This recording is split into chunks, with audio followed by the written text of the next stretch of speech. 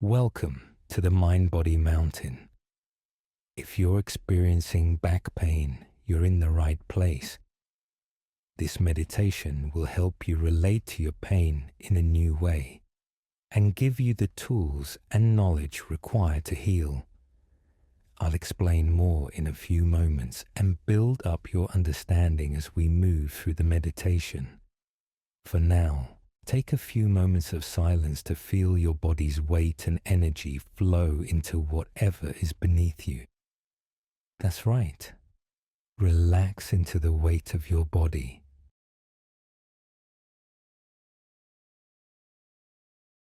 Let's now focus on your breath. Don't change it, just follow it.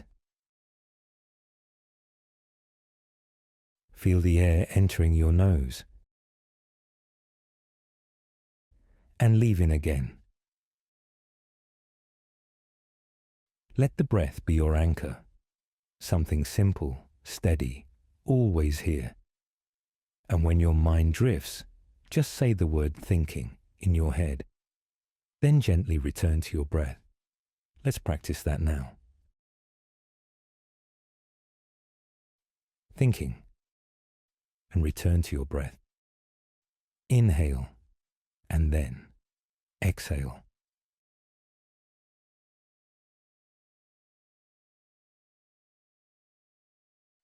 Use this technique whenever you need to, throughout the whole meditation.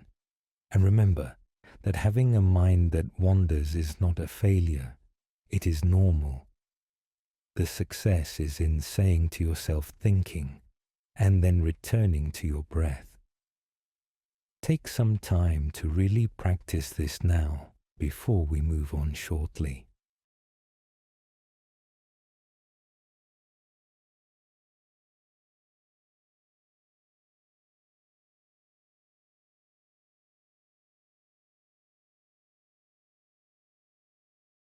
Now bring your awareness to your back.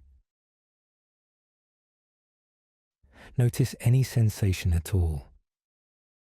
Tension, pain, dullness, gripping. Where does the discomfort begin and end?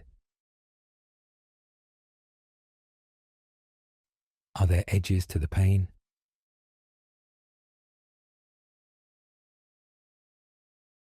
Really feel it with curiosity and stay with it. Let your mind's eye and your awareness go into your body to feel your back pain.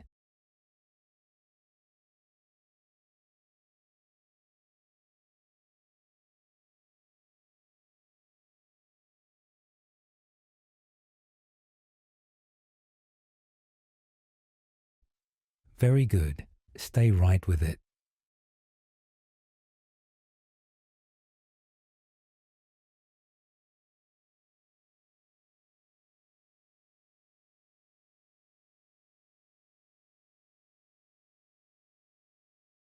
For healing to be achieved in the long term, the short term must be approached with the mindset that this is not about fixing.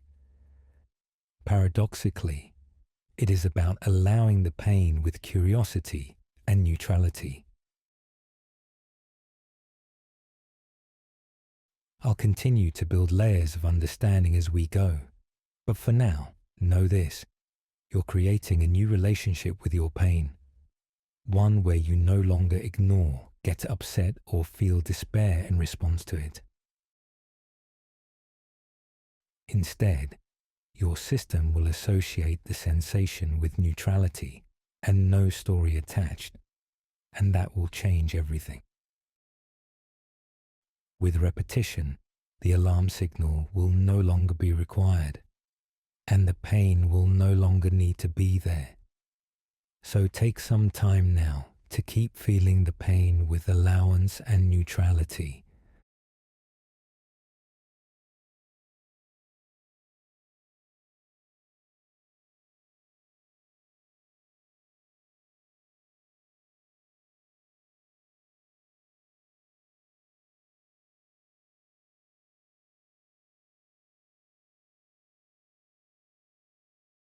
You're doing really well.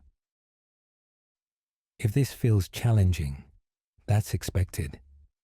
This is something new, especially if you've spent a lifetime avoiding pain or trying to push it away. I understand that deeply. It took me time, both to grasp the practice itself and to comprehend the science behind it. So be gentle with yourself. You're already doing the work. Let me explain some more whilst you keep feeling your pain. Pain is a message, and in the case of chronic or long-term pain, that message can be outdated. Originally, pain was the body's way of alerting you to injury, telling you to slow down, rest, and heal. But long after the injury is gone and has healed, the pain sometimes stays. Why? Because your brain is a prediction machine. It remembers what hurt and tries to protect you by repeating that signal whenever it thinks you might be in danger again. For example, if bending forward once caused a back spasm, your brain may now send pain every time you bend, even if your back has healed. It's not doing this to hurt you. It's trying to help by staying one step ahead. Keep feeling your pain with neutrality and allowance, as I give you a couple of examples that will help you to relate to the science.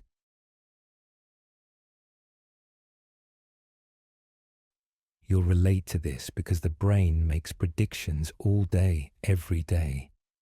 It's one of the ways it keeps you efficient and safe. Take the moment you step off an escalator onto flat ground. You might notice yourself bobbing slightly at first. That's because your brain is still using the momentum of the moving escalator in its prediction, not the stillness of the floor you've transitioned to. After a second or two, it updates and your walking returns to normal. It's the same when you first get off a boat and have sea legs.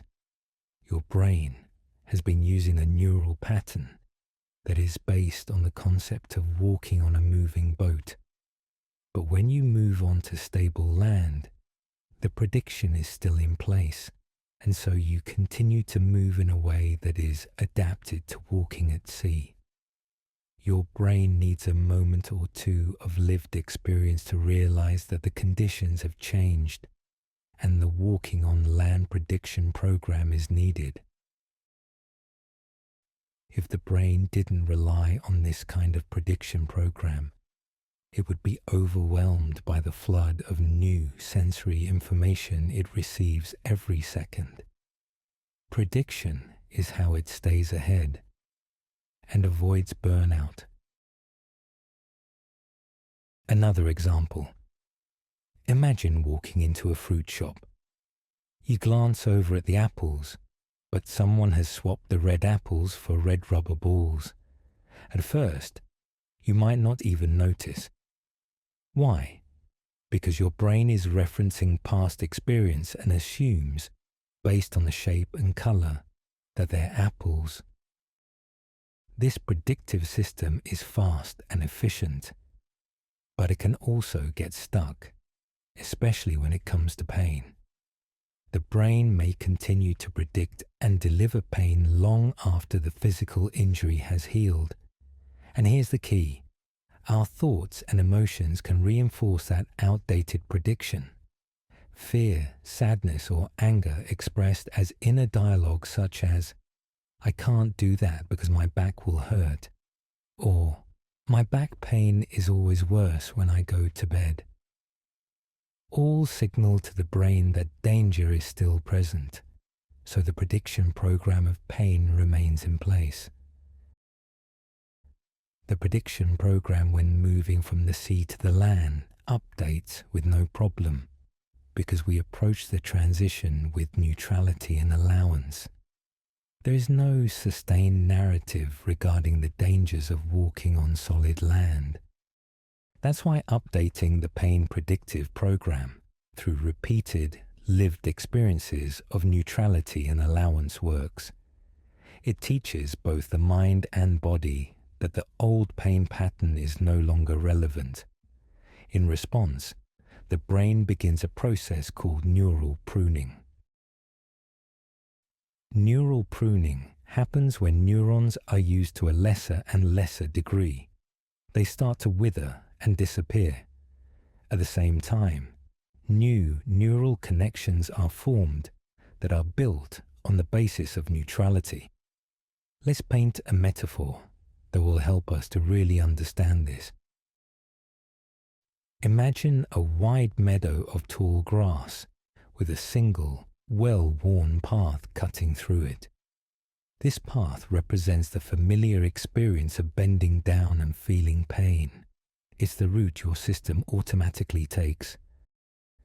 Now, picture beginning to create a new path through the grass, one that pairs bending down with a sense of neutrality. At first, it's hard work. The old path is tempting because it's easier, more familiar. But the more you gently guide yourself along this new route, the clearer it becomes.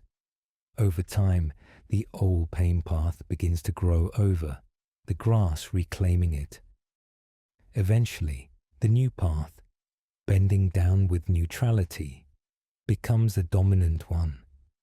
Your predictive system updates itself, and the old painful response fades away through a process called neural pruning. So how do we update the system? By feeling the pain, fully, with allowance, with neutrality, and without adding a story. That's where the breathing technique comes in handy. When we feel our mind wander or wanting to create a story, we say to ourselves, thinking, and then return to our breath. Once we are grounded again, we can continue to feel the pain with neutrality and allowance.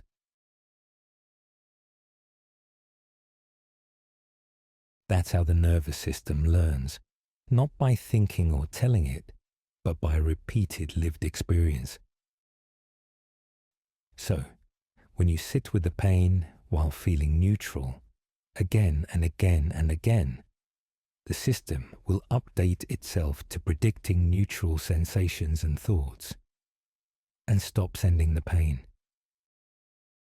This is powerful work. Let's practice it now.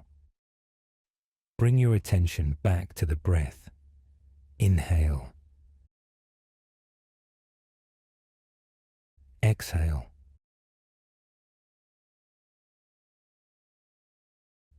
That's right. And now return to the sensations in your back, with allowance and neutrality.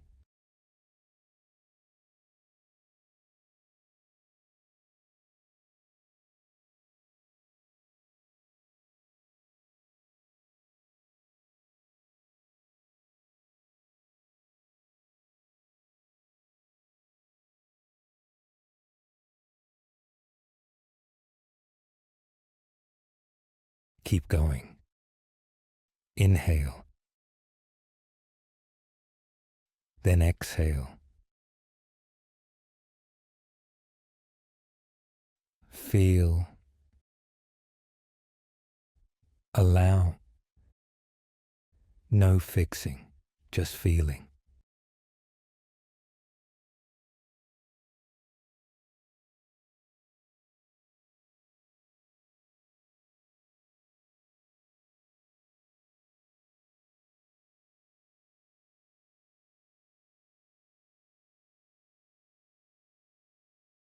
Sometimes when we start to feel pain in this way, it intensifies at first. This is because you're feeling the fullness of the message. You're finally listening to something that the body has been wanting you to feel for a long time. There may even be emotion underneath the pain, emotions such as sadness, anger, or fear.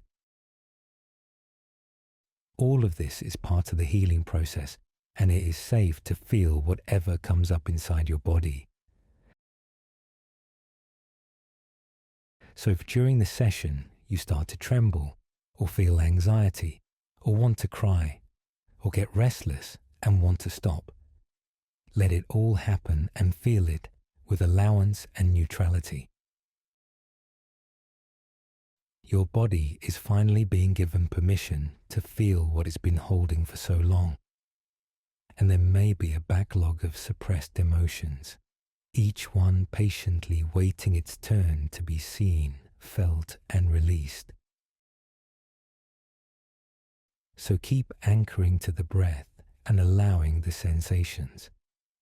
An increased amount of sensations and emotions and general crappiness is a really good sign.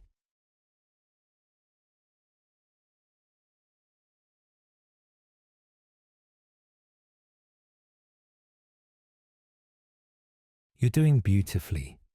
Just by staying, by not resisting, you're beginning to update the system.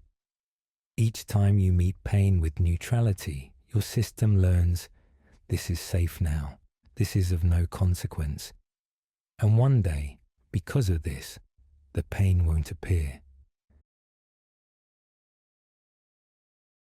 Remember, this isn't a one-time fix. I encourage you to keep showing up, ideally every day, and continue building your meditation practice. It also helps to pause for just a few seconds during your day whenever pain arises. And if the pain is constant, try setting small, regular check-ins. You might spend a few mindful minutes on the hour, or simply tune in each time you go to the toilet, or make a cup of tea. Use these everyday moments to gently reconnect with your body. Now, take a moment to thank yourself, truly, for turning inward today. If this meditation was helpful, please like the video and share it with someone who might need it. This is the Mind Body Mountain, and I'll see you tomorrow.